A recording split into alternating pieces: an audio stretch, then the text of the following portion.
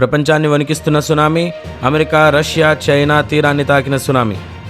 రష్యాలోని కంచట్కా ద్వీపకల్పంలో 8.8 తీవ్రతతో కూడిన శక్తివంతమైన భూకంపం సంభవించిన తరువాత పసిఫిక్లోని చాలా ప్రాంతాల్లో సునామీ హెచ్చరికలను చాలా వరకు తగ్గించారు లేదా ఎత్తివేశారు.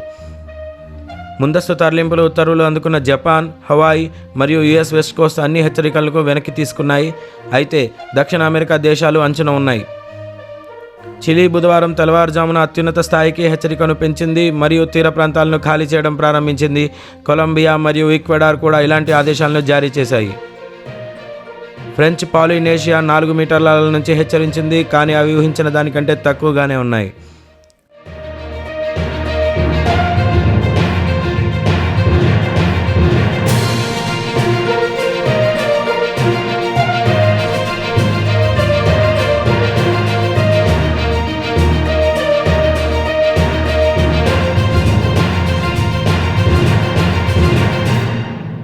ఈ విధంగా రష్యాలో అత్యవసర పరిస్థితి ఏర్పడింది. రష్యాలో సెవెరో కురిల్స్క్ ఫిషింగ్ పోర్ట్లోని కొన్ని ప్రాంతాల్లో 6 మీటర్ల ఎత్తు వరకు అలలు ముంచెత్తాయి. దీనివలన విద్యుత్ సరఫరా నిలిచిపోయి అత్యవసర పరిస్థితి ఏర్పడింది.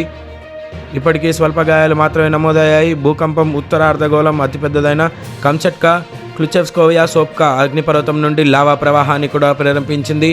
అనంతర ప్రకంపనలు కొనసాగుతున్నందున అధికారులు పరిస్థితిని పర్యవేక్షిస్తూనే ఉన్నారు.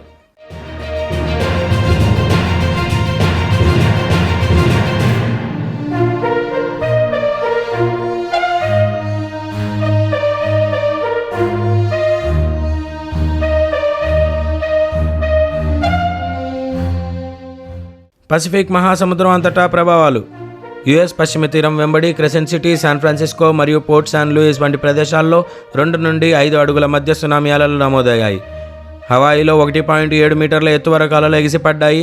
దీనివలన ముప్పును తగ్గించేందుకు వేలాది మంది ఎత్తైన ప్రాంతాలకు వెళ్లాల్సి వచ్చింది. యుఎస్ పశ్చిమ తీరానికి సునామీ హెచ్చరికలు ఎత్తివేశారు. అయితే అధికారులు మొదట్లో బీచ్లు మరియు లోతట్టు ప్రాంతాలకు దూరంగా ఉండాలని నివాసితులను కోరారు. ఇవాటే మరియు హక్తైడోతో సహా జపాన్ స్వల్ప అలలను మరియు గాయాలను నివేదించింది. ఫుకుషిమా దైచి అణు విద్యుత్ కేంద్రం సురక్షితంగానే ఉంది.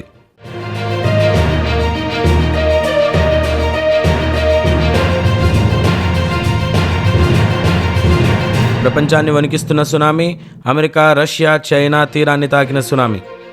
రష్యాలోని కంచట్కా ద్వీపకల్పంలో 8.8 తీవ్రతతో కూడిన శక్తివంతమైన భూకంపం సంభవించిన తరువాత పసిఫిక్లోని చాలా ప్రాంతాల్లో సునామీ హెచ్చరికలను చాలా వరకు తగ్గించారు లేదా ఎత్తివేశారు. ముందస్తు తరలింపులు ఉత్తర్వులు అందుకున్న జపాన్, హవాయి మరియు యుఎస్ వెస్ట్ కోస్ట్ అన్ని హెచ్చరికలకు వెనక్కి తీసుకున్నాయి. అయితే దక్షిణ అమెరికా దేశాలు అంచున ఉన్నాయి. చిలీ బుధవారం తెల్లవారుజామున అత్యున్నత స్థాయికి హెచ్చరికను పెంచింది మరియు తీర ప్రాంతాలను ఖాళీ చేయడం ప్రారంభించింది. కొలంబియా మరియు ఈక్వెడార్ కూడా ఇలాంటి ఆదేశాలను జారీ చేశాయి.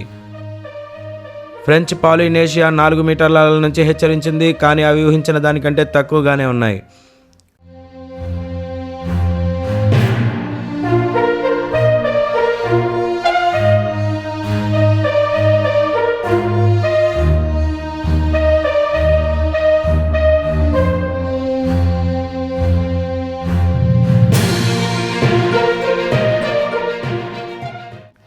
ఈ విధంగా రష్యాలో అత్యవసర పరిస్థితి ఏర్పడింది.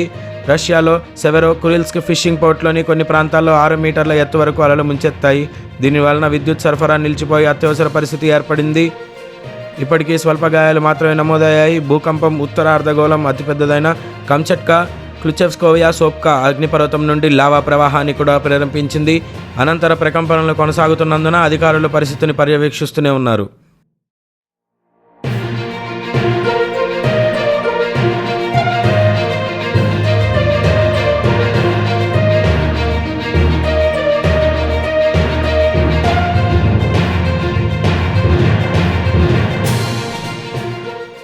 పసిఫిక్ మహాసముద్రం అంతటా ప్రభావాలు.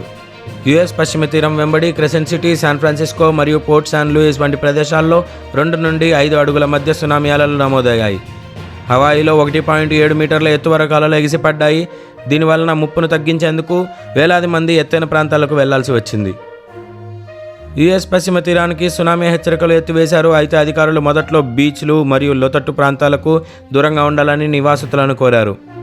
ఇవాటే మరియు హక్తైడోతో సహా జపాన్ స్వల్ప అలలను మరియు గాయాలను నివేదించింది. ఫుకుషిమా దైచి అణు విద్యుత్ కేంద్రం సురక్షితంగానే ఉంది.